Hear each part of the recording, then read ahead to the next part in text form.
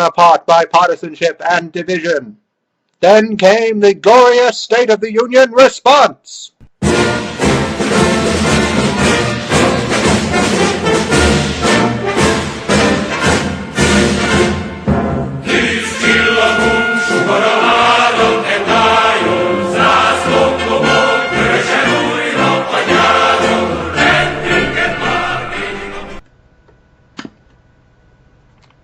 Hello, and welcome to my State of the Union response. Some of you may be wondering why it took me 3 weeks to put together a response to the State of the Union. Well, after first hearing President Bush's State of the Union speech and the Democratic response, I called together a blue ribbon council of all the most serious centrists in Washington, including Bob Kerrey, John McCain, Peter Beinart, David Broder, and many other wise men. I called them to meet me at Denny's, where we would hammer out a carefully crafted response. After waiting for several days, I began to feel discouraged. But I resolved to stay the course. Then, after the weeks rolled by, it started to occur to me that maybe they weren't coming. Did they just ditch me? I prefer to think they met me halfway. Now let me give my response, first to the State of the Union speech. I was of two minds about it.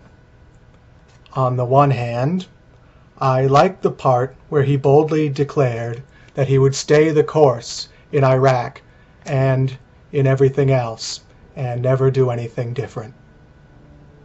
On the other hand, I liked some of his old stuff better.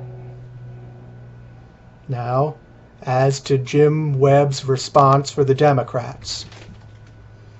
On the negative side, I didn't like how he flirted with treason by undermining America's resolve and betraying the troops in the field. But, on the other hand, at least he wasn't Nancy Pelosi.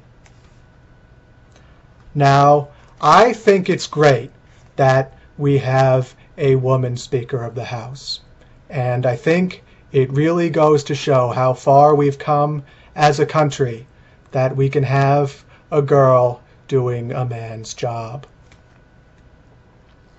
However, I, like many important opinion columnists, am concerned that maybe Nancy Pelosi is a little too girlish to do her job correctly.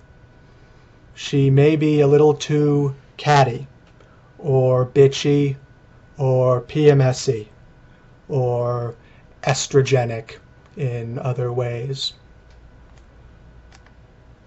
She needs to remember to conduct the serious business of the day and not engage in childish, girly kinds of things.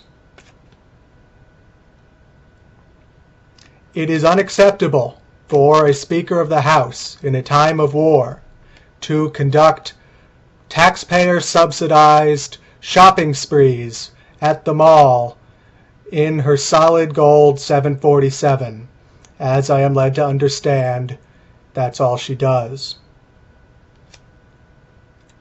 Where will this end? Will we soon have a House subcommittee on lipstick and boys? This sort of thing is not acceptable if we are at war. And that is my State of the Union response.